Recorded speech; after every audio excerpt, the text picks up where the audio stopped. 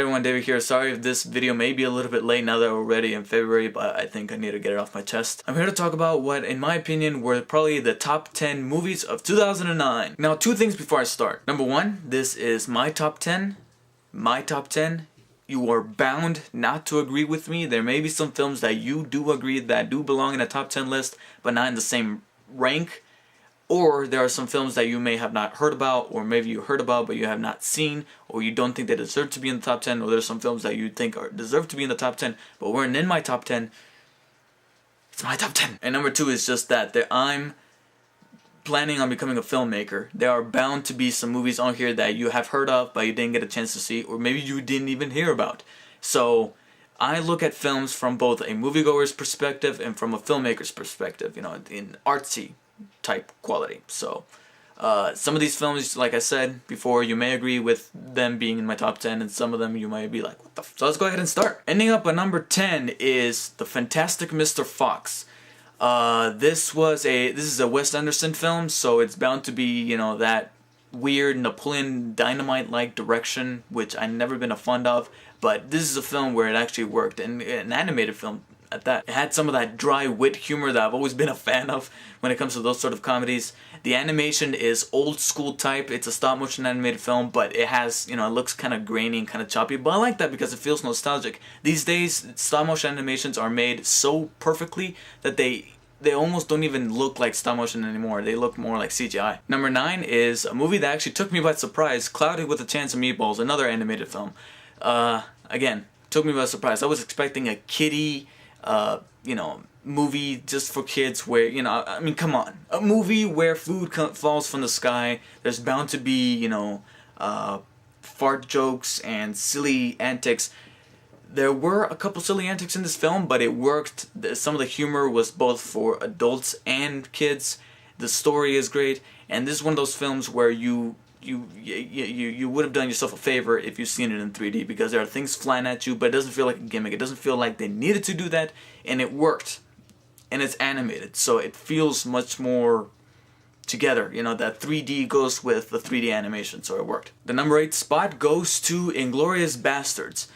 This is, again, a film that I watched for filmmaking reasons. I'm not too fond of these kinds of films, but I heard, you know, Tarantino directed it. I checked it out. This movie, I was loving this movie until the end.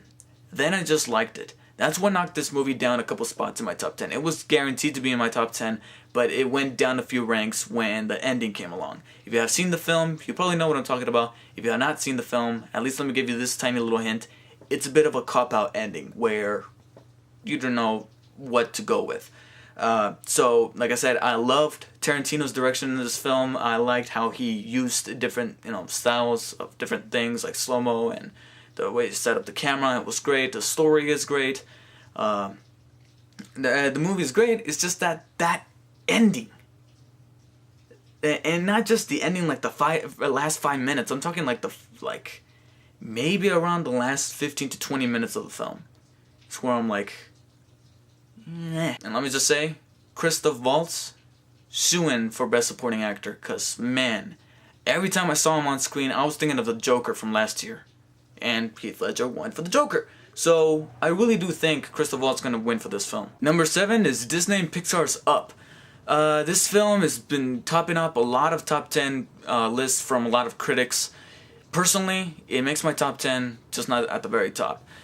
Reason being is that I was expecting to make me laugh a lot more. I was almost in tears of laughing at the trailer when the first teaser trailer came out back in, I think it was January or December, around this time last year.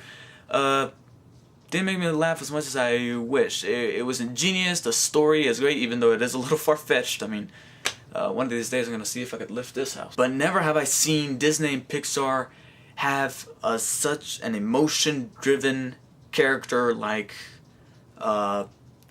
his last name was weird, I can't remember his last name, but the old guy, the main character of the film. You are most definitely going to cry. If you have not seen the film, you will probably be close to tearing up in the first 10 minutes of the movie. I've never seen a movie where you're actually close to crying at the beginning of the film. in the way it's presented, you know, with it being almost completely silent and only having Michael Giacchino's score playing with a bunch of montages, who, by the way, I think is going to win the Oscar for Best Score. He already won the Golden Globe. This is one of his best work. He's going to be a promising composer, but never have I seen Disney and Pixar do that. In terms of emotion and artistic feeling, this is Disney Pixar's best film. Number 6, quite a favorite of mine for this past year of 2009, Zombieland. Man, I love this movie. Never has a movie filled me up with such a desire to buy a gun. I mean, this movie, if it was, you know, this movie, yeah, I heard someone say this before, but someone said that if this is how the zombie apocalypse is going to be, let's have it. I mean, Woody Harrelson is getting Best Supporting Actor nominations for his portrayal of a don't know what the name of the job is, but you know, his role in the movie called The Messenger. He's been nominated for the Oscar for that film. But in my opinion, my favorite performance to date from Woody Harrelson has got to be Tallahassee from Zombieland, because this movie is going to be memorable. It's going to be one of the best iconic zombie movies in the next past years. Not the most iconic, but one of the most memorable ones. And hearing they're talking about a sequel, I say bring it on. Nut up or shut up. Now on to my top 5. Coming at the bottom of the top 5, at number 5 is Sherlock Holmes. Now despite the fact that I have to pay so much attention to what they were saying, because Robert Downey Jr.'s and Jude Law's accents in this film were so thick, you know, I'm gonna have to definitely look out for the DVD so I can pause and rewind. And the script is great. It's very smart and ingenious. Guy Ritchie really, you know, proved himself to be a great director. I'm looking forward to whatever he is going to do. You know, he's done mech films every now and then, but this is so far his career best. But none of this would have been possible without the awesome performance that was given by Robert Downey Jr. He has taken up already 2 big iconic roles, Tony Stark / Iron Man, and now Sherlock Holmes. He won the Golden Globe for Best Performance by an Actor in a Comedy or Musical for this film. And a lot of people are sort of arguing and kind of ticked off at the Academy for snubbing RDJ for Best Actor nod. And honestly, I don't blame him, because he played it real well. I really love this movie. Number 4 is a movie that I've been raving about, and it has been circling around the news as being one of the 2 movies that has garnered the most Oscar nominations, topping up at 9 nominations, and that is The Hurt Locker. This movie was, wow. James Cameron once said that this movie is sort of the platoon of the Iraq War. And in a way, he's right. Now I know what you guys are thinking. Some of you guys are thinking like, this is one of the best war movies, you know, this can't hold a candle to Saving Private Ryan or Black Hawk Down or Platoon.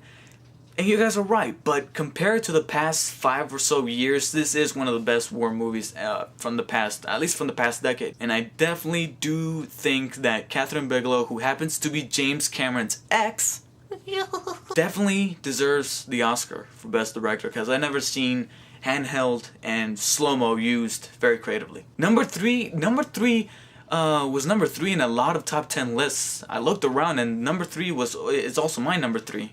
And a lot of people's number 3. And I'm talking about Star Trek.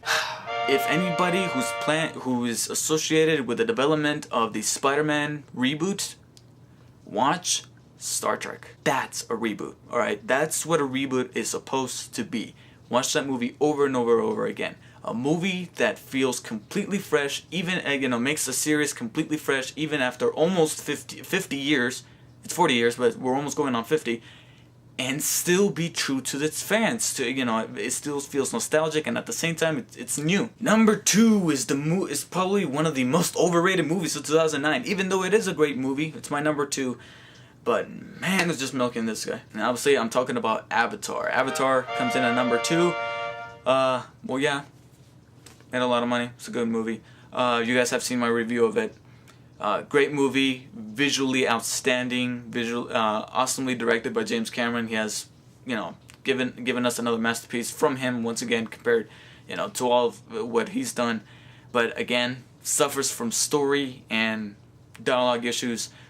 Not huge problematic issues, nothing that degrades the film in any way. And my number 1 movie of 2009, I have stated this before in its review, I will state it again. District 9. If I talk about a movie for days and days after I have seen it, rambling on about it, how cool it was. It's probably the #1 movie of the year for me. Not only was it able to mix all of these ideas that we kind of seen before in such an original way, it kicks ass. So that's my top 10 of 2009. Post in the comments below what you guys thought were the top 10 movies of 2009, and let's look forward to another great year for movies for 2010.